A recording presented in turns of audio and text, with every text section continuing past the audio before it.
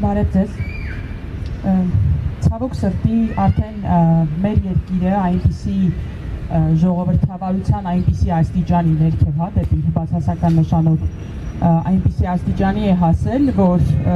նույնիսկ քաղաքացիական ակտիվ մարդը, քաղաքապես ակտիվ մարդը կարող է չհիշել, թե ինչքան քաղբանտարկյալ ունենք։ Ես ինքս ինձ բռնացնում եմ երբեմն հետընտրական շրջանում այն մտքի վրա, որ գրում են, որ ինչ-որ մեկը քաղբանտարկյալներից կալանքից ազատվել է, իսկ ես նույնիսկ բաց եմ թողել այն մասը, որ նրան արդեն կալանքի են տարել։ Ցավոք սրտի այսպիսի իրավիճակ է, երբ ամբողջ 20 թվականից գուցե սկսած ավելի վաղ, բայց 20 թվականից սկսած ավելի ակնհայտ ամբողջ պետական համակարգը գնալով ավելի շատ օգտագործվում է որպես քաղաքական մահակ եւ այդ թվում առաջին հերթին հենց դատաիրավական համակարգը, ազատազրկումը, կալանքը որպես քաղաքական խոսքի համար, քաղաքական ընդդիմախոսության համար որպես պատիժ է օգտագործվում։ Տասնյակ քաղբանտարկյալներ ունենք, հիշեցնեմ, որ Ավետիք Չալաբյանը երկրորդ անգամ է այս կարգավիճակում հայտնվում քաղբանտարկյալի 2022 թվականին առաջին անգամ եւ հիմա այս ամառվանից երկրորդ անգամ եւ ելի ունենք ակտիվիստներ, ընդդիմադիր գործիչներ, լրագրողներ, ովքեր երկու անգամ քաղաքական առնվազն երկու անգամ քաղաքական հետապնդումների են ենթարկվում եւ նստում են մեղադրյալի աթոռին։ Հիմա հասել ենք այնպիսի իրավիճակի, որ ոչ միայն քաղաքական գործիչները, օրվա իշխանությունների քաղաքական ընդդիմախոսներն են հետապնդվում, այլ սովորական քաղաքացիները, ովքեր կարող են իրենց ոչ հաճելի ինչ-որ մեկնաբանություն դնել սոցիալական հարթակներում։ Այսինքն վախի մթնոլորտ է ստեղծվում, վախի այդ ամբողջ մթնոլորտն օգտագործվում է հասարակ քաղաքացիներից մինչև քաղաքական գործիչներ լռեցնելու համար։ Հասարակ օրինակ բերեմ, ամիսներ առաջ հիշում եք Արցախի կնոջը կանչել էին Դիլիջանում հացաքննության իր գրած մեկնաբանության համար։ Երևի ոչ մեկի համար գաղտնիք չէ, որ նաև սոցիալական հարթակներում կան հազարավոր ատելության խոսք, վիրավորանք, ուղղորդված ակտիվիստների կողմից իշխանական եւ այս դեպքերում քրեական գործեր գրեթե չեն հարուցվում եւ իրավապահ համակարգը չգիտես ինչու, ճակերտավոր չգիտես ինչու, այս դեպքում ուշադրություն չի դարձնում եւ ունենք նաեւ այն ակնհայտ հիմա ուրիշ օրինակ բերեմ պետական այդ համակարգի օգտագործման ընդդեմ ընդդիմախոսների, տեսանք ինչպես են վարժական հավաքները մի քանի անգամ արդեն օգտագործել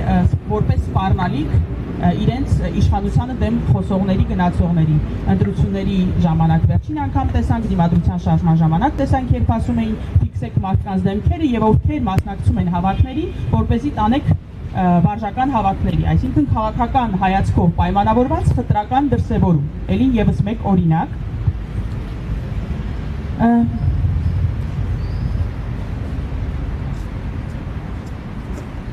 Այստեղ պետք է նաև առանձին անդրադառնանք կալանքի կիրառությանը։ Տեսնում ենք, որ կալանքը շատ ակնհայտ տարբեր հանցագործությունների դեպքում չի կիրառվում, իսկ քաղաքական խոսքի զսպման համար կիրառվում է կալանք։ Կալանքը այն ամենավերջին, ամենաուժեղ սահմանափակումն է, որը պետք է կիրառվի շատ, չգիտեմ, վտանգավոր հանցագործների դեպքում, այն դեպքերում, որ մարդու կալանքի չգտնվելը կարող է խոչընդոտել գործընթացին։ Սակայն տեսնում ենք, որ սա հենց կիրառվում է որպես քաղաքական պատիժ, կալանքը։ Եվ այն, որ մենք բարբերաբար ունենում ենք այս գործերով, այս քաղաքական հետապնդումների գործերով արդարացումներ, ոչ մի կերպ իրավական համակարգը դրանից վատ չի զգում։ Հիմա բերենք լրագրողներ Վազգենի եւ Նարեկի օրինակը, որոնց դեպքում առաջին դեպքում արդեն արդարացում ունեն, բայց մարդիկ ամիսներ շարունակ կալանք են կրել եւ հիմա արդեն երկրորդ, այսպես ասած, պտույտով են մեղադրվում եւ այդպես գիտեք շատ կարեւոր է այս դեպքում չունենալ եւ նաեւ Չալաբյանի, Ավետիք Չալաբյանի դեպքում գիտենք, որ նախորդ գործը վերաքննիչ դատարանը բեկանել է, բայց արդեն Ավետիք Չալաբյանն բախտավորներից է, որ հասցրել է երկրորդ անգամ դառնալ քաղբանտարկյալ երկրորդ գործով եւ այստեղ կարեւոր է, որ քաղբանտարկյալների այս քաղաքական հետապնդումների գործով ունենանք միասնական ճիշտ դիրքորոշում։ Այս դեպքում չպիտի լինեն իմ ձեր մեկ այլ մարդու քաղբանտարկյալ։ Մեր երկրի քաղբանտարկյալները յուրաքանչյուրիս խաղ բանտարկյալն է, յուրաքանչյուրիս մտերիմն է, որովհետև